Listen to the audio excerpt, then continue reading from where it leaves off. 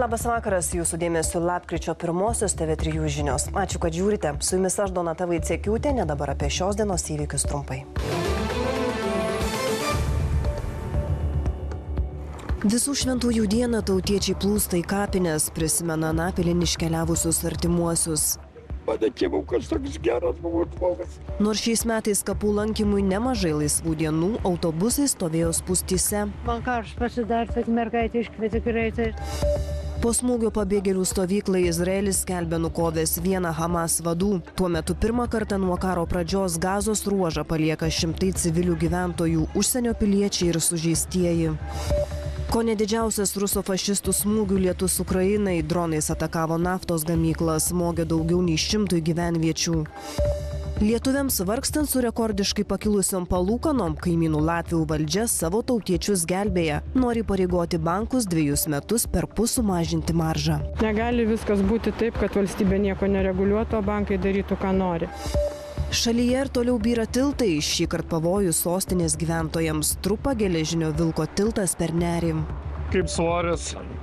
Normaliai, manyčiau, net laikytų galva tokio smūgio.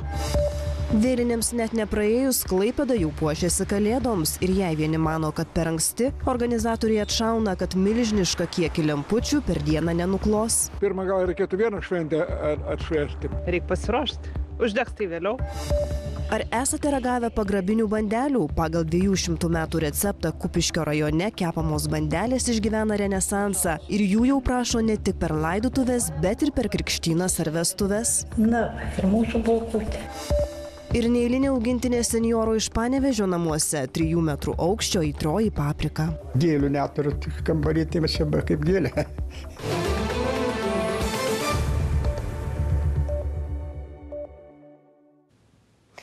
Lietuvoje įsibėgėja visuotinė kapinių apgultis. Žmonės mini visų šventųjų dieną.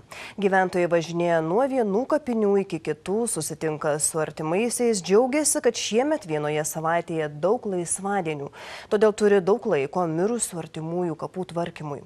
Tiesa, spūsčių išvengti nepavyksta. Tenka laukti ir perpildytuose autobusuose.